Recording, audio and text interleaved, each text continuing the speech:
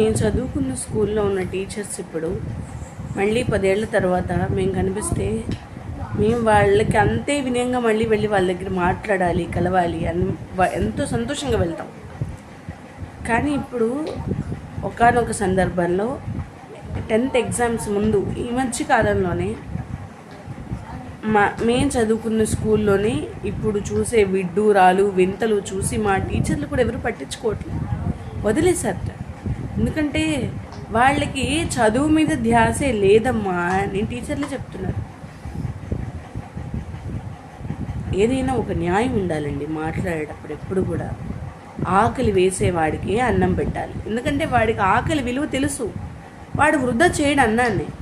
ఆకలి వేయని వాడికి అన్నం పెట్టడం దేనికి? ఆ అన్నం విలువ తీసేయడానిక? అంతే కదా. ఏది విలువైంది? దానికి ఉన్న విలువను తీయకూడదు ఎప్పుడు కూడా.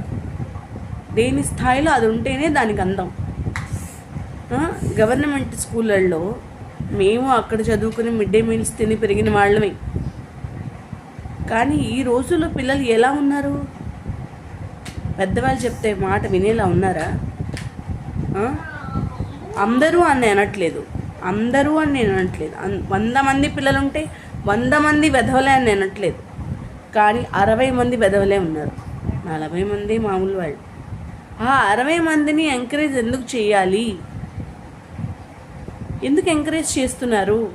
మేము చదువుకున్న ఏకేటీపీ స్కూల్లో ఇప్పుడు వెళ్ళి చూడండి, 10th 7 సెక్షన్లు ఉన్నాయి. 7 సెక్షన్లో ఈ మాట ఎందుకు ఇంత గుచ్చి చెప్తున్నాను అంటే, 2 పిల్లలు, ఒక అబ్బాయి ఒక అమ్మాయి చక్కగా సందుల్లో పడి తిరుగుతున్నారు. ఏంట్రా నువ్వు ఏ స్కూల్ రా అంటే, నేను జెడ్పీహెచ్ స్కూల్ అని చెప్పాడు వాడు.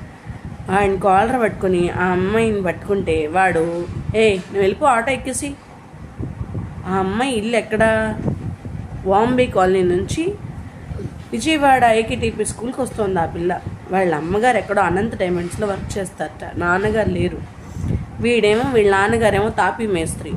వీళ్ళు చేసే వెకిలి పనులు ఉన్నాయి, భయంకరంగా ఉన్నాయి రోడ్ల మీద. స్కూల్కి వెళ్ళి కంప్లైంట్ ఇస్తే మేడం ఈ పిల్ల ఇలా చేస్తుందని, అప్పటికి ఆ రోజు వెళ్ళి అమ్మాయి వాళ్ళ ఇంటి దాకా వెళ్ళి కూడా చెప్పడం జరిగింది, మీ చెల్లి ఇలా చేస్తుంది పిచ్చి పిచ్చిగా అని.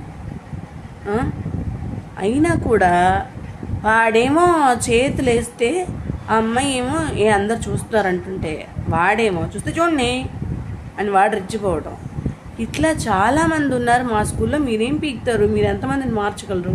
మీకేంటి పని అని అడుగుతున్నాడు వాడు. అంటే అప్పుడు మా టీచర్లకి మేము భయపడేవాళ్ళం.